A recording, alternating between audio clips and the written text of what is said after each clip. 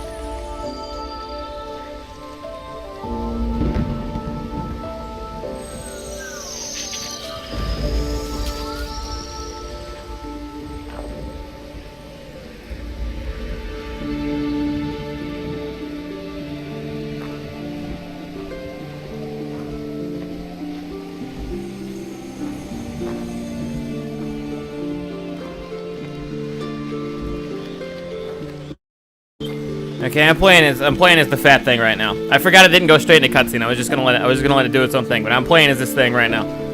First real gameplay of Ori and the Blind Forest Definitive Edition on PC. Here we go. We have discovered the white leaf.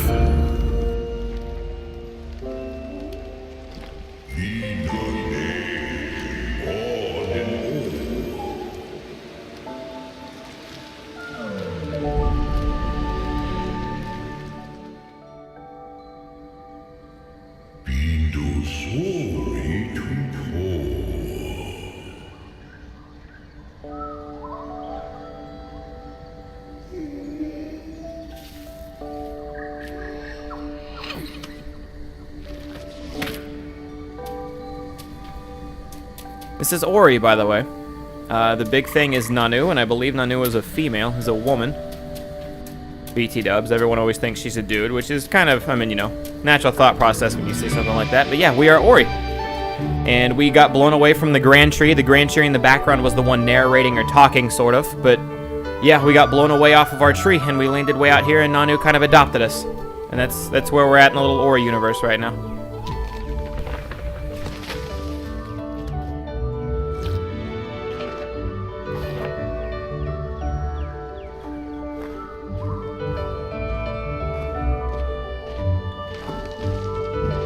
Living the easy life, munching on berries, doing our thing.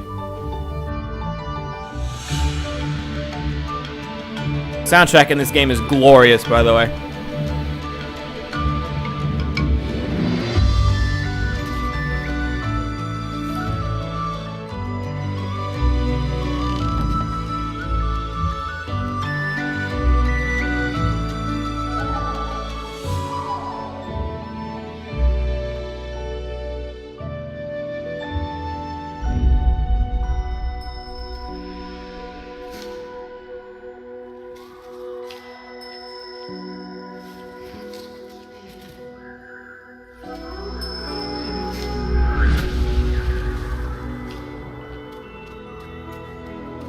Storms are coming.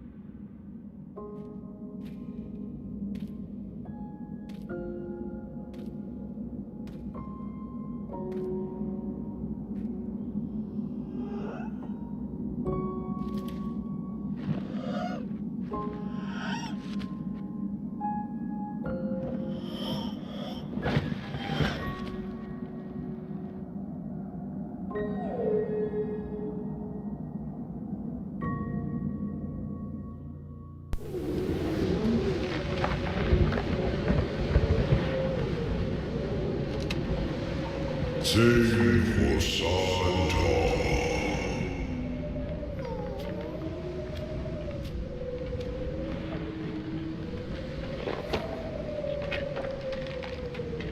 Sony to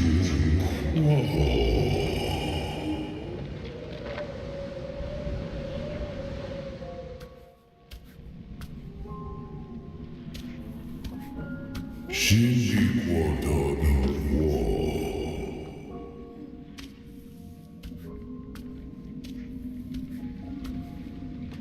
Sin Quad, Sin Quarter.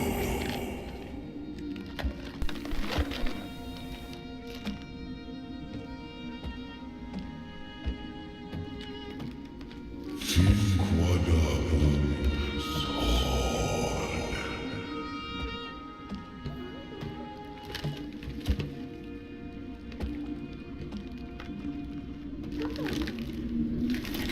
Drink water indoors.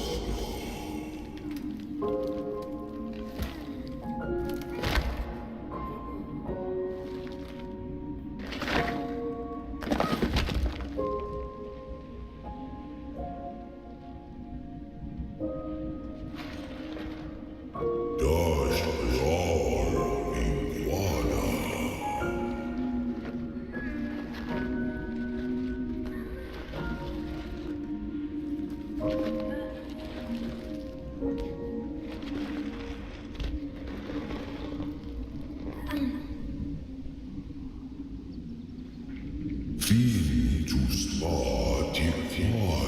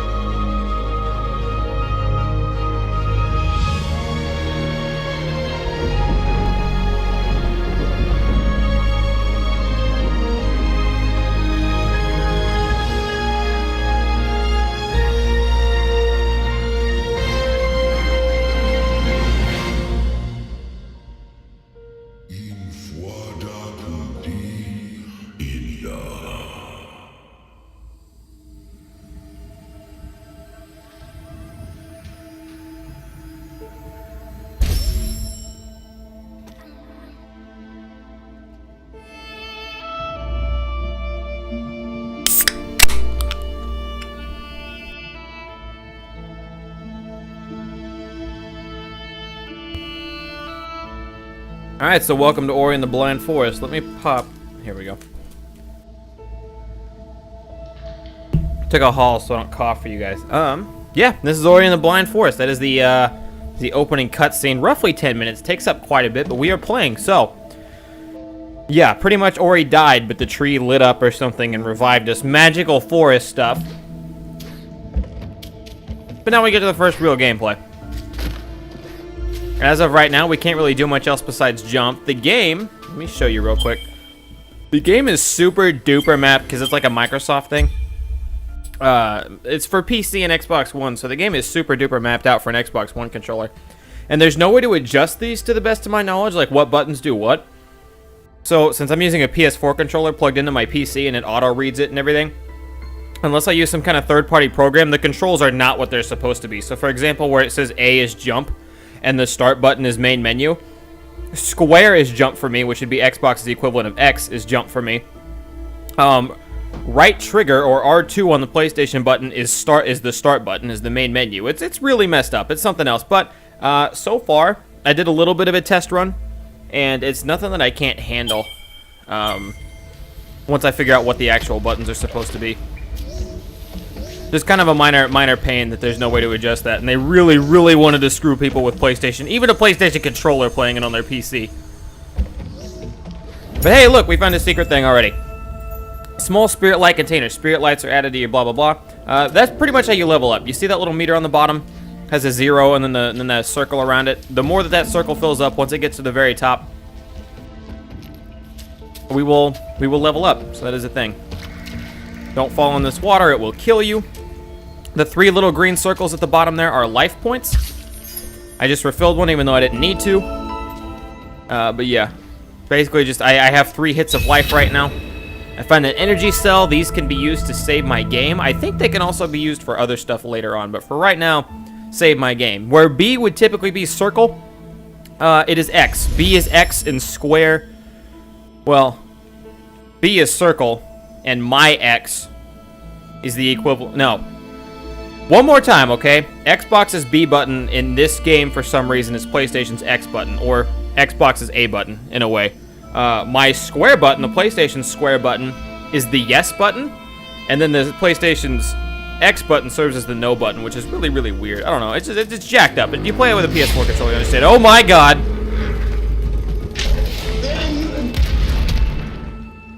So that happened. If that guy hits you, he will kill you. Luckily, we jumped. He ran through a wall, and then he died.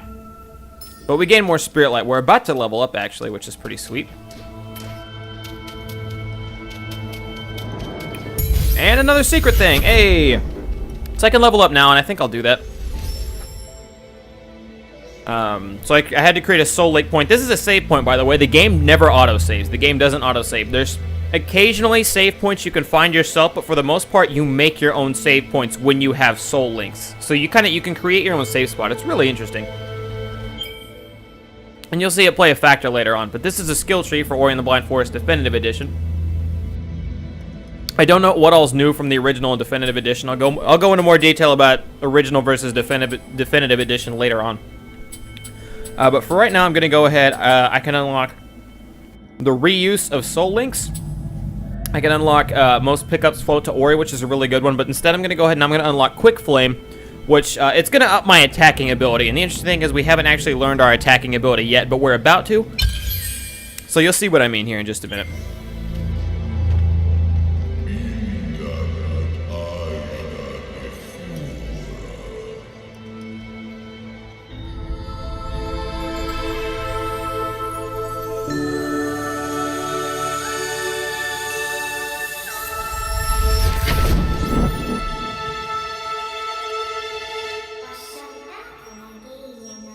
My strength is returning. I am Cyan? Seen? I don't know. Cyan? The light in the eyes of the spirit tree. I was lost in this glen when she loosened her grip. I can guide you on your journey if you allow me to come. But be still, can you hear that? They must have followed you here.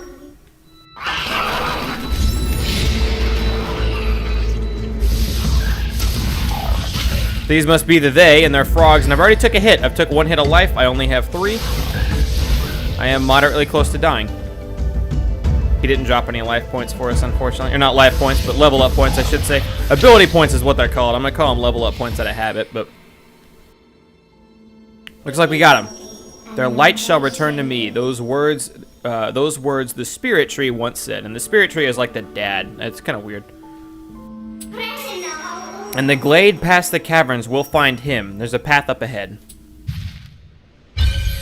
Big overworld view of the Ori map. In a more zoomed in way, we're trying to... Alright, we're heading to the tree. We're heading to the big tree guy.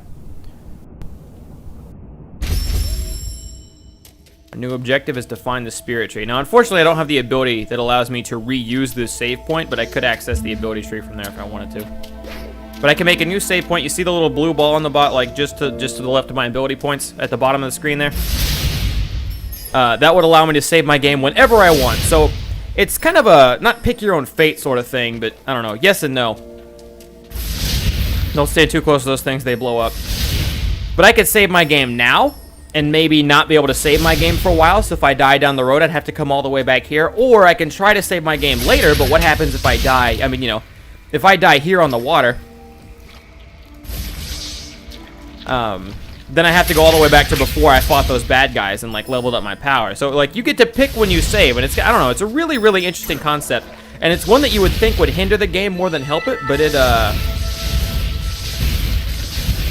the game, it pulls it off well enough. Okay, so I've officially leveled up, and I can create a soul link and level up whenever I want, but I'm right next to this fancy well here. Spirit wells are ancient structures that were used to quickly traverse all of Nibble. This is something, I'll talk about this in a minute. The light of the spirit well also replenishes your strength whenever you are weary. This is an improvement from the regular Ori and the Blind Forest. The Definitive Edition does right. By the way, the Definitive Edition is the original Ori and the Blind Forest game, in case you're curious on why I keep saying Definitive Edition. The original Ori and the Blind Forest game came out last year sometime. The Definitive Edition just got released on PC today, April 27th. And the Definitive Edition is the original Ori and the Blind Forest game, but they've added new powers, they've made the map bigger, and I believe they added more story to it. So it's like Ori and the Blind Forest 1.5. Like, it's still the original game, plus a bunch of new stuff. And I don't know what the new stuff is. I haven't looked up spoilers for people who had it on Xbox or anything. So we're going to find out together. But the original game, for whatever reason, it didn't hinder it too badly, but for whatever reason, didn't have a way to fast travel from one spirit well to the next. The Definitive Edition has added that to kind of complete it. Make it what it should be. But from here, it pretty much works as a soul link spot, except I can fast travel from one to the next, and yeah, it saves my game. It does everything a soul link does. It's just also a fast travel point that is stationary, obviously. So my next level up is going to be Spirit Magnet, which so most pickups now float to Ori. That one's really, really important. Because there are sometimes there's going to be stuff you want to pick up, whether it be to help you level up or whatever, that you just can't get to. But if you get in the ballpark, like you'll see, I'll show it off here in a minute. If I get near it, it'll just float to me now. So like, see, I gotta be anywhere near stuff like that, whether it be, I mean, you know, life points, ability points, whatever.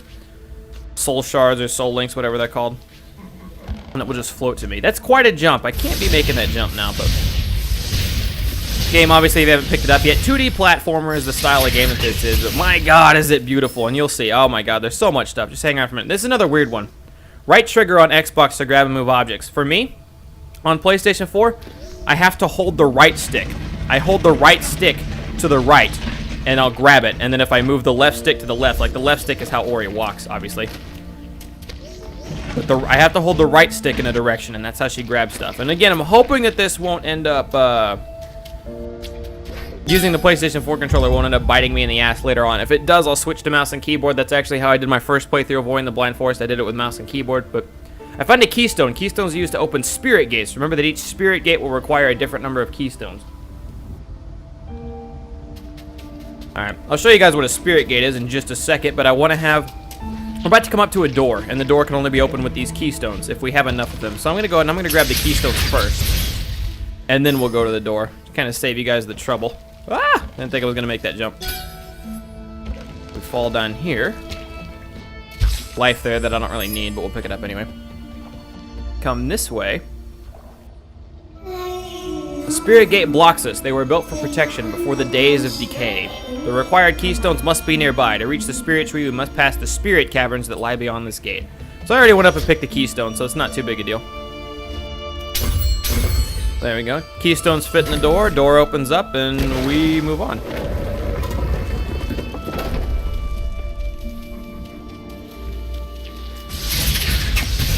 Alright. Really, really basic bad guy enemies right now. Let's see if we can go to Hollow Grove. We're not supposed to go to Hollow Grove right now. But it was an option, so I figured why not. Oh, okay, let me show you what these things do. So I'm going to create a save point here. And the reason I'm going to do this is because these little blue rocks actually give you bits that refill your save points. So I can make another save point now if I want to. So these are essentially where you pick up your save point gems at, sort of, in a way. So there's no reason to not make a save point before you open one of these, because you're going to have another save point as soon as you get there. So, yeah, pretty much this is just make your save point here if you want another free save point. You know what I mean? There's no reason to not save point there. Here we have a giant dickbag wall that it doesn't look like we're getting through, but I wanted to show it off a bit. And you guys have not seen this game begin to get cool yet. Hold on, let me pick this up. The real reason why we came up here, I got a life cell. I can now retain more vitality, otherwise known as life. Find more life cells to increase your survivability. So I found a permanent upgrade in my life. I now have 4 life cells instead of just 3. I can take an extra hit. It's pretty nice. But no, you guys have not begun to see how cool this game actually is, because I don't want to give away too much on what we're going to learn power-wise and stuff, but Ori's movement becomes so crazy. All right, I'll give a little bit away. We get double jumps. We get insane dashes. I haven't even got to see what the new powers allow Ori to do, but this game gets really crazy and super fun movement-wise later on.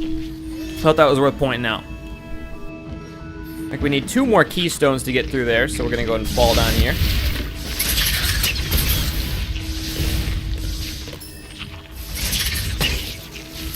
Sorry, I'm finishing my Halls thing, so I wouldn't cough for you guys. You get another free save point. So I'll make a save point here just in case we die or something. And then I'll pick up the free save point there. Still haven't taken any hits, so I don't need to worry about too much. Let's fall down here. Let's see what's down here. By the way, those little fluff ball bad guys scrolling across the ground are not completely useless. Let me see what this is real quick. Ori, this is a map stone, one of many ancient markers created to chart the forest of Nibble as it grew. There are missing pieces. If we can find the map stone fragment, we might be able to repair it. Anyways, no, those little guys aren't entirely useless. They're shooting purple stuff off at me. I've just been dodging the purple stuff, so I haven't taken a hit from them yet. Okay, there we go. There's 1 keystone fragment at least, and if you can see, we're separated by a big tree that we're obviously not getting through, but there's something over there, too. Looks pretty nice. But a mapstone fragment piece is another thing we're keeping an eye out for. This game's got a lot of collectibles in it. I haven't made up my mind yet on if I'm going to 100% this game or not. If I was doing a playthrough of the regular version for you guys, I would almost guarantee I would 100% it, but I don't know what all new the Definitive Edition brings to the table. Ah, I got hit by that one. I mean, I let myself get hit by that one so you guys could see what it looked like. I don't know if you guys noticed, but when I was, right before I started the game, I was looking at difficulty options. I don't believe there were actually difficulty options in the first Ori and the Blind Forest, or in the non-Definitive Edition version.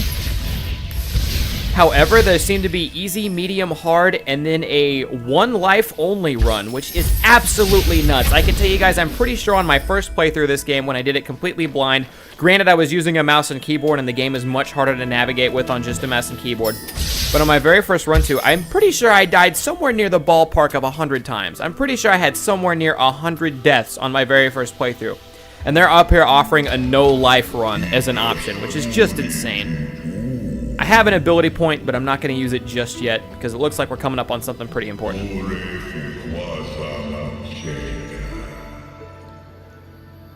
We got a little baby tree.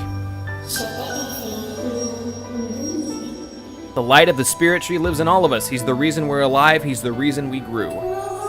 When he called out to find you, many years passed. We were attacked, wounded, and killed by our foe. Now these ancestral trees are all that's left behind. Come closer now and feel the light of Phil. I'm going to call him Phil. I don't know if that's how you say it. I'm calling him Phil. The spirit inside. All right, Phil, what do you got for me?